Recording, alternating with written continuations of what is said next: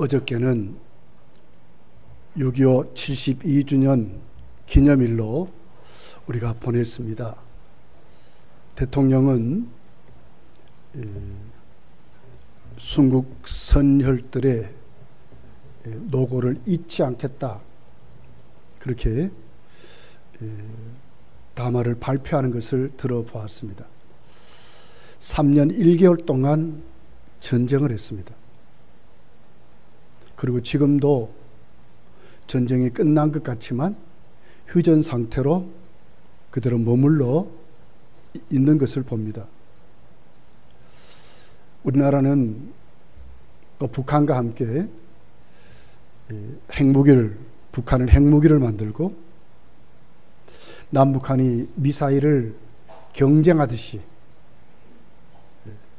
휴전선뿐만 아니라 계속 배치하고 준비하고 화생방이라는 무서운 화학 무기로 남북한이 지금도 앞서거니 뒤서거니 차곡차곡 준비를 하고 있습니다. 북한은 핵무기를 만들어 놓고 핵실험을 준비한다고 합니다. 언제 핵실험을 하느냐? 한국과 미국이 눈을 부릅뜨고 지켜보고 그러고 있습니다.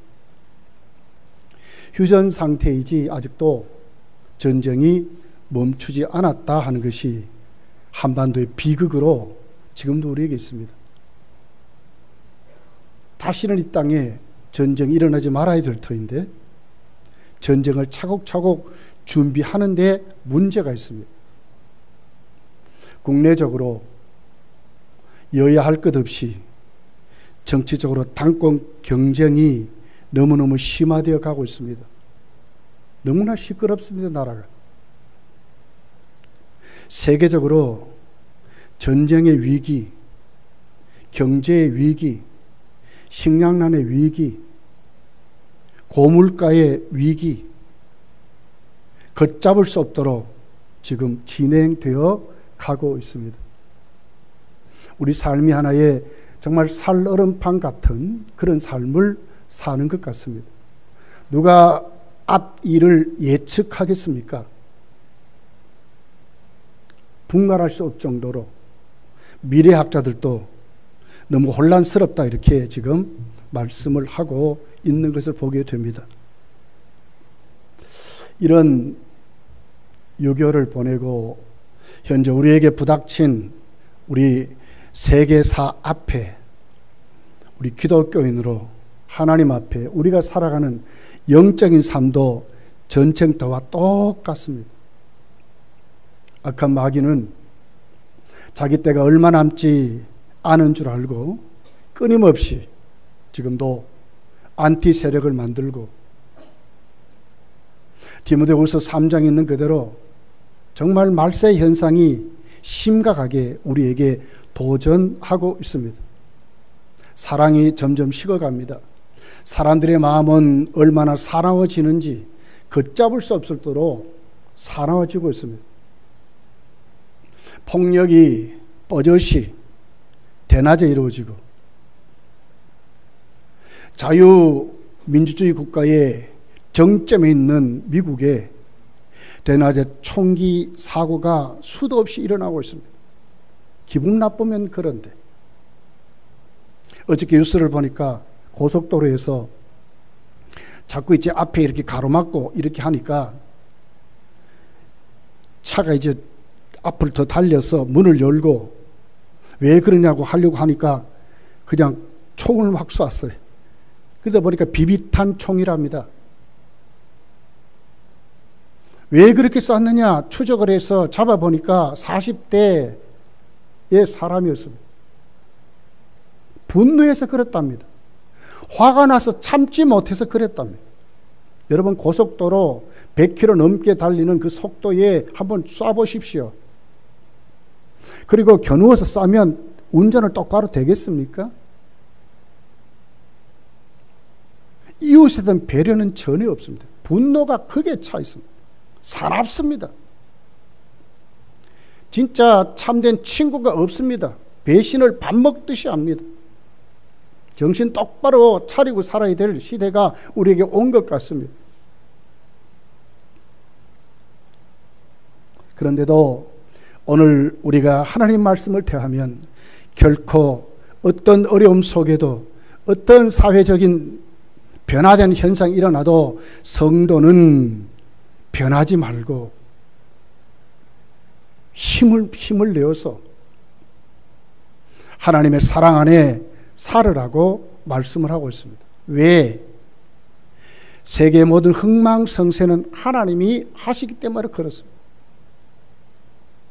오늘 바울 사도는 우리에게 여기에 대한 답을 확실히 제시합니다. 이 사람밭 같은 세상, 영적으로 정말 이 전쟁터인 우리 신앙에 왜 우리가 힘을 내야 하는가? 왜 우리가 절망하고 실망하지 말아야 되는가? 우리가 왜 새 힘을 내야 하느냐? 그 이유는 하나님 우리를 사랑하신다고 하는 것입니다. 하나님 우리를 사랑하시다. 자, 첫 번째로 35절에 보면 이렇게 기록합니다. 누가 우리를 그리스도의 사랑에서 끊으려 그래. 우리를 그리스도의 사랑에서 끊을 자 없다 그 말입니다. 하나님 우리를 꽉 붙잡고 가신다 그 말 아닙니까? 환경이 변하고 시대가 변하고 여건이 변하고 우리의 삶의 정황이 변하고 아무리 안티세력이 일어나고 아무리 사단의 역사가 극하게 일어나도 온 세상이 전쟁판 같은 이런 세상이지만 성도야 하나님의 사랑이 우리를 그리스도의 사랑이 우리를 붙잡고 있다고 지금 말씀을 하고 있는 것입니다. 누가 그랬어요? 이 말은 뭐예요? 어떤 사람도 그 누구도 그 무엇도 어떤 존재도 그리스도의 사랑에서 우리를 끊을 수 없다고 말씀을 하는 것입니다. 저와 여러분 어떻게 보면 하나님 앞에 사랑받을 아무런 자격도 없는 우리들이죠. 죄 덩어리인 우리들입니다. 그런데도 구원받은 우리가 하나님의 자녀가 된 것은 그리스도께서 우리를 사랑하신다고 그 사랑에서 끊을 자 없다고 지금 이렇게 우리에게 말씀을 하고 있습니다. 어느 때 우리를 사랑했습니까? 로마서 5장 8장은 우리에게 말씀합니다. 하나님과 원수 되었을 때 하나님이 당신의 아들을 십자가에 우리 죄를 위해 대속해 주신 사랑을 우리에게 하셨대요. 받을 자격 없습니다. 죄덩이인 우리들을 위해서 하나님이 우리를 사랑하시는데 일방적인 사랑입니다. 십자가에서 우리 죄를 대속해 주신 그 사랑을 실천했다고 합니다. 로마서 5장 8절입니다. 우리가 아직 죄인 되었을 때에 그리스도께서 우리를 위하여 죽으심으로 하나님께서 우리에 대한 자기의 사랑을 확증하셨다, 증명하셨다고 말합니다. 그러면 누가 그리스도의 사랑에서 끊을 수 있겠습니까? 우주를 창조하신 하나님, 인간의 흥망성쇠 역사를 쥐고 계신 하나님, 우리의 생사복을 주장하신 그 하나님이 우리를 그리스도의 사랑에서 끊을 자 없다 그러는데 사랑하셨다 그러는데 원수 되었을 때 사랑하셨다. 그 사랑을 증명하셨다. 우리에게. 누가 끊을 수 있겠느냐 그렇게 말씀하는 거예요. 로마서 5장 10절은 이렇게 말합니다. 하나님과 우리가 그때 원수 되었답니다. 그렇지만 하나님이 우리 죄를 위해서 하나님의 아들을 십자가에 못 박아 죽으심으로 이제 우리는 하나님과 화목한 자가 됐다. 화목한 원수가 아니라 화목한 자가 됐다고 말씀을 합니다. 곧 우리가 원수 되었을 때에 그의 아들의 죽으심으로 말미암아 하나님과 화목하게 되었은즉 화목하게 된 자로서는 더욱 그의 살아나심으로 말미암아 구원을 받을 것임이라. 화목하게 되었은즉 이제 우리가 살아나서 하나님께 구원받은 증거가 확실하다는 겁니다.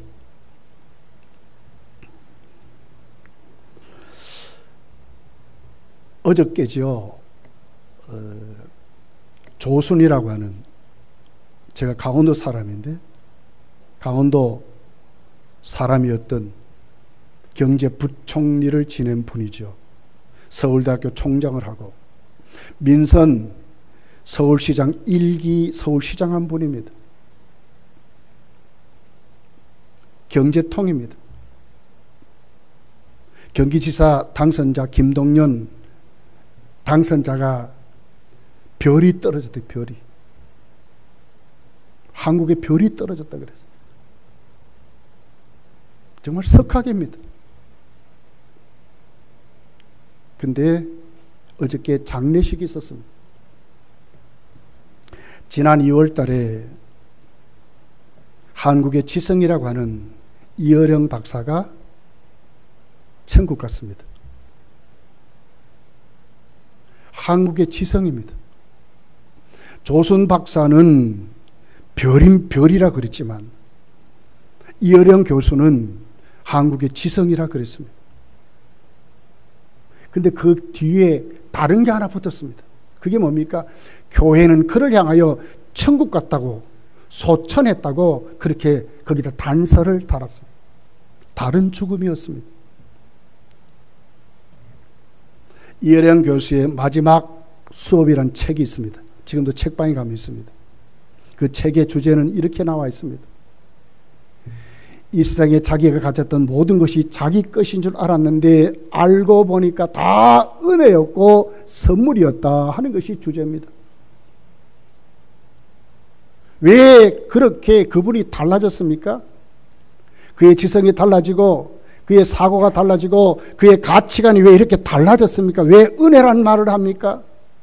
왜 선물이라고 이렇게 말했습니까? 왜 그분이 죽음을 그냥 죽음이라고 말하지 않고 천국 갔다고 말합니까? 그의 따님이 죽을 때에 아버지를 전도했습니다. 그럴 때 큰 하나님의 역사를 체험하게 됩니다. 그리고는 그때 예수를 믿습니다.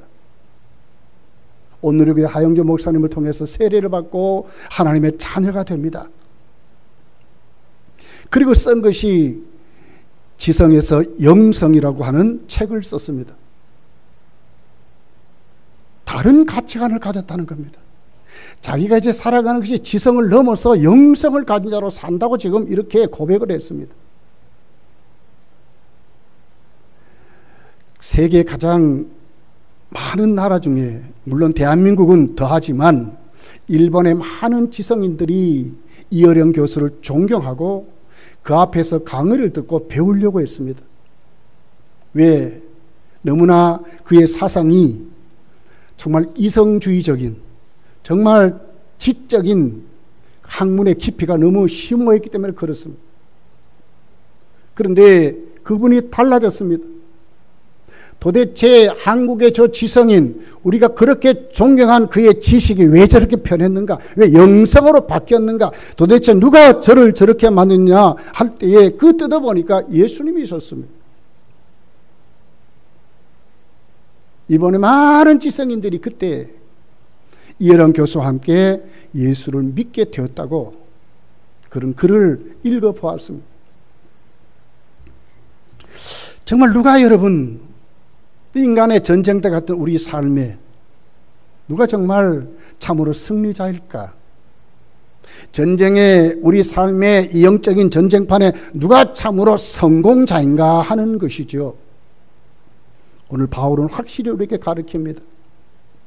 그리스도의 사랑에서 끊어지지 않은 그 사람, 그리스도께 붙들린 그 사람이 진짜 성공자고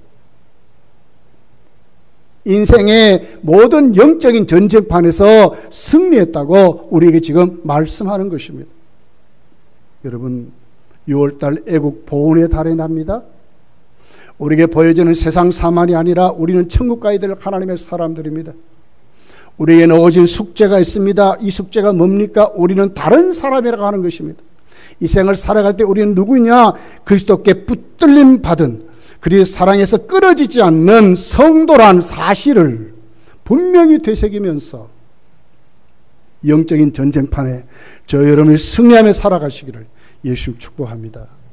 두 번째로 보면 누가 그리스도의 사랑에서 끊으려고 하느냐 하는 것입니다. 누가 그럽니까? 그 배우는 사단의 역사입니다. 반드시 사탄이 우리가 그리스도의 사랑에 붙들린 그 자리에서 넘어지도록 배교하도록 절망하도록 믿지 못하도록, 좌절하도록, 똑바로 믿음생활 못하도록 하게 한다고 하는 것입니다. 35절 하반절이 이렇게 설명합니다. 환난이나 공고나 박해나 기근이나 적신이나 위험이나 칼이라 그랬어요. 무슨 방법으로 무슨 무기로 이렇게 합니까? 환난이나 공고나 박해나 기근이나 적신이나 위험이나 칼이라 도저히 감당할 수 없는 영적인 강한 도전을 가지고 우리 육체를 가진 우리를 넘어뜨리려고 한다는 것입니다. 환난은 도대체 뭡니까? 원문을 보면 눌림을 당한다, 두드러 맞다 이 말입니다. 두들겨 맞다 그 말입니다. 길을 못 쓴다 그 말입니다. 여러분, 저와 여러분이 믿음 생활을 하면서 우리가 살아가면 질병이 찾아오지요. 그것도 두드러 맞는 것입니다. 악한 자들에게 우리가 예수 믿는다고 수도 없이 때로는 그들에게 당하는 그 모든 어려움도 다 우리가 그들 때문에 눌리는 것입니다. 사람들의 악한 말들이 있습니다. 모함하는 말들이 있습니다. 믿는다고 조롱하고 비방하는 말이 있습니다. 예수님이 십자가를 질 때 뭐라 그랬습니까? 너가 하나님의 아들이라면 거기서 내려와 보라고 그렇게 비방하고 조소하고 그랬습니다. 사단은 이런 환난으로 우리를 두들겨 패는 것입니다. 도저히 못 견디게 하도록, 그리스도의 사랑을 의심하도록 한다고 하는 것입니다. 공고입니다. 행동에 제약을 받는 것입니다. 그리고 마음이 심히 괴로움 속에 처하는 것을 말하고 있습니다. 사도 바울은 외부로부터 수도 없는 고통을 당하면서 이것이 옥에 갇히는 것이었습니다. 수도 없는 두드러 맞는 것이었습니다. 복음 때문에 굶어야 하고 자지 못하야 하고 수많은 어려움들이 바로 이것 때문에 그리스도의 사랑에서 끊어질 수밖에 없도록 사단은 강하게 사도 바울을 조이고 조인 것입니다. 박해입니다. 부당하게 억울한 일을 당하는 것입니다. 예수를 믿는다고, 복음을 전한다고 바울도 그랬습니다.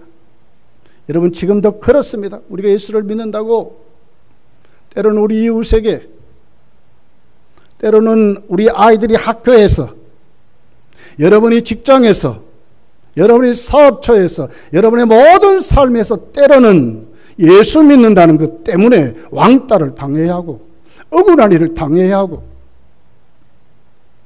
불이익을 당해야 되는 이런 일들이 우리에게 수도 없이 많다고 하는 것입니다. 그럴 때 우리는 하나님의 사랑을 의심하게 됩니다. 이렇게 당해도 하나님 어디 계십니까? 그럴 때가 많은 것입니다. 기근입니다. 배고픔과 굶주림을 말합니다.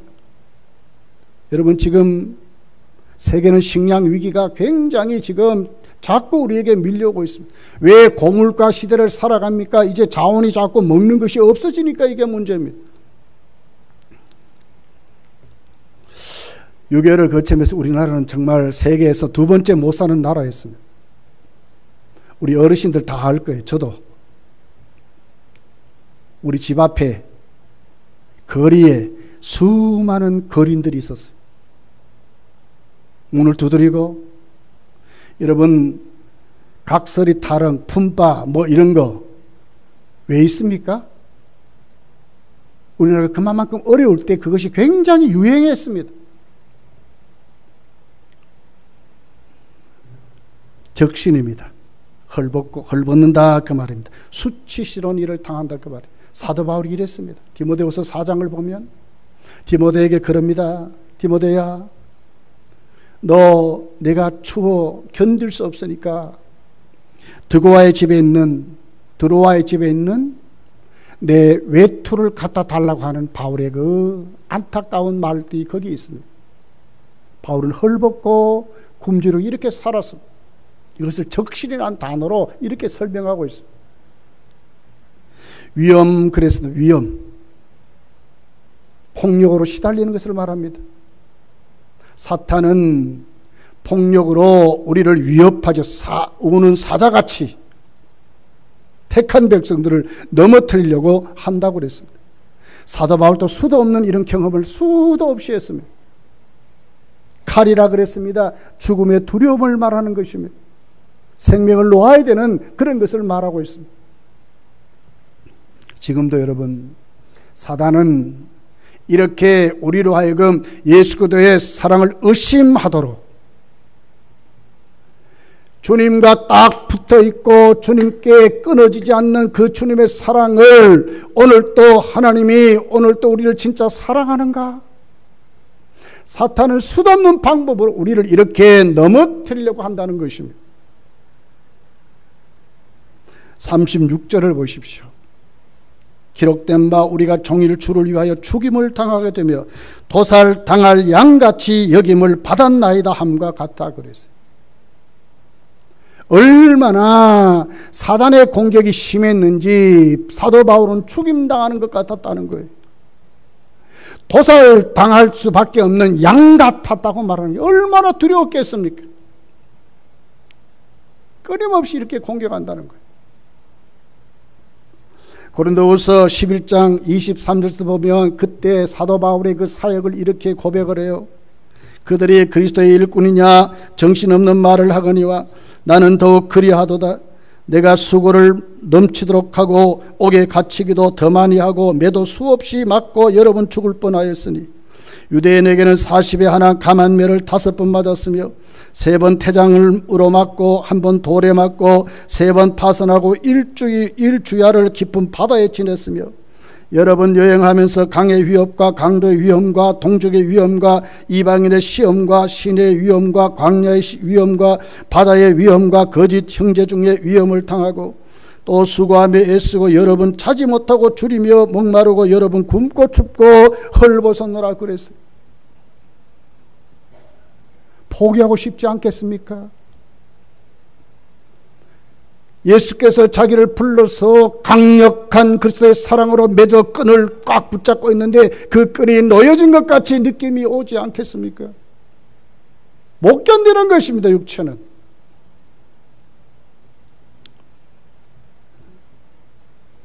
그런데 오늘 성경이 뭐라 그러죠?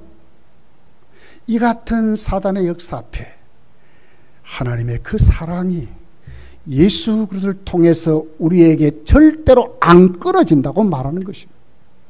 이것이 영적 전투에 승리하는 방법이라고 우리에게 말하는 것입니다. 그러면 여러분, 아무리 힘들고 어려워도 우리 삶이 오늘 또 하나님 앞에 때로는 피폐해져 갈지라도 세상이 점점 흉한 소문이 넘친다 할지라도 우리가 잃어버리지 말아야 될 것이 뭡니까? 오늘 하나님은 나를 그리스도의 사랑에서 꽉 붙잡고 있다. 누가 그리스도의 사랑에서 끊으려? 이 약속을 확실히 붙잡고 우리가 힘있게 세워져야 될 줄 믿습니다. 그러면서 오늘 이 세 번째로 보면 우리가 넉넉히 이긴다 그랬어요. 왜 우리가 예수 그리스도의 사랑에서 끊어지지 않는 것을 우리가 믿고 의지하다. 넉넉히 이긴다. 넉넉히 이긴다. 자, 37절입니다. 그러나 이 모든 일에 우리를 사랑하신 이로 말미암아 우리가 넉넉히 이기니라. 넉넉히 이기니라. 현재 능동태입니다. 계속 우리가 이겨가는 것입니다. 그것도 어떻게 이깁니까? 충분히 넘치도록 이기는 것이 남아 넘친다, 흘러 넘친다 그 말입니다. 조금 겨우 이기는 것이 아니라 완전히 이기는 것. 이겨놓을 싸움을 한다고 지금 말하는 것입니다.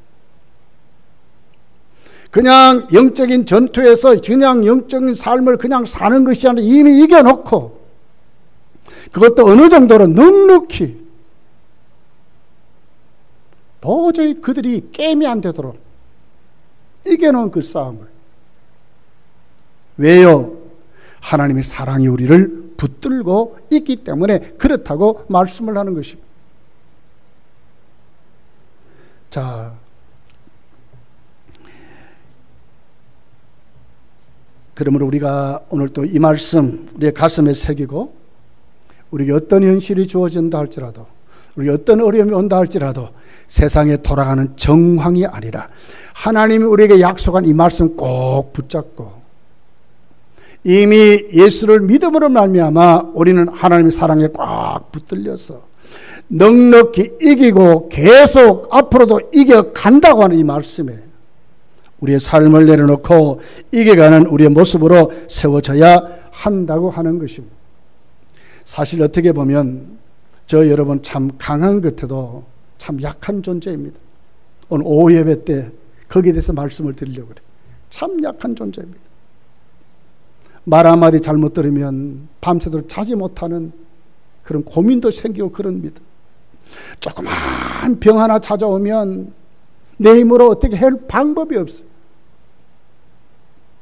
코로나가 사실 그렇게 무서운 것 같았는데 뭐 그렇지 않는 것 같아요. 그럼에도 불구하고 코로나 우리가 벌벌 떠는 것이 우리의 참 우리들입니다. 근데 오늘 사도 바울이 이렇게 말하는 것입니다. 왜 너희들이 넉넉히 이기는가? 왜 너희들이 하나님의 사랑, 그리스도의 사랑에서 끊어지지 않는가? 그 이유는 하나님이 당신의 아들을 우리에게 주신 것 같이 무엇을 못 주겠느냐고 말씀하는 것입니다. 32절이 이렇게 말씀합니다. 자기 아들을 아끼지 아니하시고 우리 모든 사람을 위하여 내어주시니까 어찌 그 아들과 함께 모든 것을 우리에게 주시지 아니하겠느냐? 하나님이 계속 주신다는 거예요. 이 진행형이거든요. 주시지 않겠는가? 내가 믿음이 없어서 그렇습니다. 내가 그릇이 없어서 그렇습니다. 그러나 오늘 또 하나님의 약속을 꼭 붙잡고 하나님이 그 사랑으로 아들까지 주셨는데 왜 나에게 못 주겠느냐, 그 믿음을 가지면 넉넉히 이기는 사람으로 산다는 거예요. 믿습니까? 넉넉히 이깁니다. 넉넉히. 사도 바울의 외침을 들어보십시오. 자, 38절 39절입니다. 우리 같이 한번 읽어볼게요. 자막에 있습니다. 시작. 내가 확신하노니 사망이나 생명이나 천사들이나 권세자들이나 현재일이나 장래일이나 능력이나 높음이나 깊음이나 다른 어떤 피조물이라도 우리를 우리 주 그리스도 예수 안에 있는 하나님의 사랑에서 끊을 수 없으리라. 어떤 피조물이라도 그랬어요. 어떤 피조물이라도 그 누구도 그 무엇도 어떤 피조물이라도 하나님과 그리스도 예수 안에 있는 그 사랑을 끊을 수 없다고 말하는 것입니다. 바울의 선포입니다. 외침입니다. 어떤 모습으로 바울이 살았습니까? 그 사탄의 도전이 하나님의 그 우리에게 주어진 그 사랑을 끊으려고 사탄의 역사가 얼마나 극심했습니까? 예수 믿고 그때부터 바울에게는 고난의 시작이었습니다. 환난의 시작이었습니다. 동족에게 수도 없는 박해를 받고 그랬습니다. 그 일생이 사단이 그 악한 그 악랄함이 그렇게 도전하고 그렇게 절망하게 만들지만 바울은 절망하지 않는 것입니다. 왜 그렇습니까? 그 어떤 피조물이라도 하나님이 자신에게 베푼 그 그리스도 예수의 사랑에 의해서 넉넉히 이기고 끊을 수 없는 것을 그가 체험하고 살았기 때문에 그렇습니다. 이건 이론이 아닙니다, 여러분. 그 삶의 실제적인 체험이었습니다. 하나님의 간섭이었고 하나님이 그와 함께했던 생생한 신앙의 경험들이었습니다. 기독교는 이런 것입니다. 이론을 배워서 훈련되는 것이 아니고요, 하나님이 실제로 우리에게 오셔서 우리와 교제함으로 우리를 새로운 존재로 만드심으로 그 사랑으로 우리를 사랑하심으로 그 사랑 우리의 삶을 책임지심으로 오늘도 그 사랑이 우리를 꽉 붙잡고 가시기 때문에 성도는 어떻게 해요? 우리가 넉넉히 이긴다고 지금 말씀을 하는 것입니다. 여러분 7전 8기라는 말이 있습니다. 어디에서 나왔습니까? 잠언서의 말씀을 인용한 것입니다. 잠언 24장 16절에 보니까 이렇게 기록합니다. 대저 의인은 7번 넘어질지라도 다시 일어나려니와 악인은 재앙으로 말미암아 엎드러지느니라. 7번 넘어질지라도 8번째 다시 일어난대요. 누가? 의인이, 믿는 자가 일어난다고 말. 왜요? 하나님으로 일어나는 것입니다. 이사야 선지자는 이렇게 말합니다. 하나님 우리에게 새 힘을 주신답니다. 이사야 40장 28절에서 쭉 이렇게 기록합니다. 너는 알지 못하였느냐? 듣지 못하였느냐? 영원하신 하나님 여호와 땅끝까지 창조하신 이는 피곤하지 않으시며 곤비하지 않으시며 명철이 한이 없으시며 피곤한 자에게는 능력을 주시며 무능한 자에게는 힘을 더하시나니 소년이라도 피곤하며 곤비하며 장정이라도 넘어지며 쓰러지되 오직 여호와를 앙망하는 자는 새 힘을 얻으리니 독수리가 날개치며 올라감 같을 것이요 다른 박질하여도 곤비하지 아니하겠고 걸어가도 피곤하지 아니하리로다. 장정도 소년도 넘어지고 쓰러지는 세상이지만, 피곤하고 지치는 세상이지만, 무능한 자 같으나 쓰러지는 것 같으나 하나님이 새 힘을 주시면 독수리같이 천궁을 가르는 영적인 사람으로 승리하며 살아간다고 말씀을 하는 것입니다. 너는 알지 못하였느냐? 듣지 못하였느냐? 영원하신 하나님 여호와가 있다는 거예요. 그분은 어떤 분입니까? 창조주 하나님이래요. 인간의 역사의 흥망성쇠를 주장하신 하나님의 섭리하고 다스린대요. 개인 한 사람 한 사람을 그냥 두는 것이 아니라 그 삶 일거도 일투척을 오늘 또 찾아오셔서 어떻게 합니까? 힘주고 능력 주시고 새롭게 하시고 일으키시는 세밀하신 하나님이라고 말씀을 하는 것입니다. 그분이 어떻게 해요? 그리스도 예수 안에 우리를 사랑하신다고 말하는 겁니다. 그리스도의 그 사랑이 우리에게 끊어지지 않는다고 말하는 것입니다. 아무리 사단의 역사가 강하고 수도 없는 방법으로, 도저히 감당할 수 없는 방법으로 우리를 도전하고 넘어뜨리려고 하지만, 이 세상에 존재하는 수많은 피조물을 통하여 우리를 믿지 못하도록 하지만, 성도는 하나님 우리를 사랑하시기 때문에 넉넉히 이긴다고 말씀을 하시는 것입니다. 사랑하는 성도들이여, 세상은 전쟁판입니다. 여러분, 우리의 삶도 전쟁판입니다. 더 중요한 것은 성도는 거기에서도 더하여 영적인 전투의 장에 우리가 살아가는 것입니다. 요한계시로 말합니다. 이기는 자가 되라고 말합니다. 어떻게 이깁니까?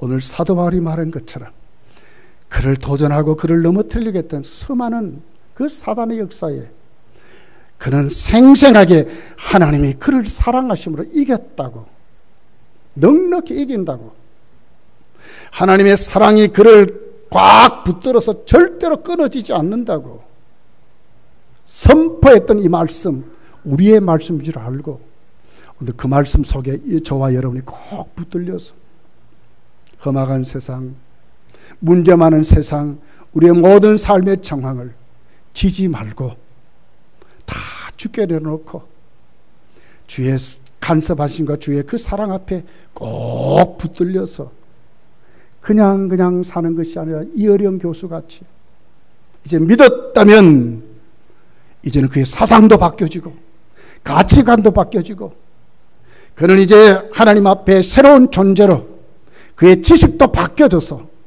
지성이 영성으로 변했듯이 마지막 그가 썼던 그 작품같이 다 내 것이 아니었다. 내가 갖고 있는 지식도, 내가 갖고 있는 물질도, 내가 갖고 있는 모든 명예와 권세도 다 하나님의 선물이었다. 하나님의 은혜였다는 것을 깊이 깨달아서 저 여러분이 하나님 앞에 이 약속 꼭 붙잡고 넉넉히 이겼다. 그리고 이기고 간다는 이 말씀 꼭 가슴에 새기고 여러분의 삶에 팍 뿌리를 내려서 믿음으로 승리하는 믿음의 모든 성도가 되시기를 예수님을 축복합니다. 기도합시다.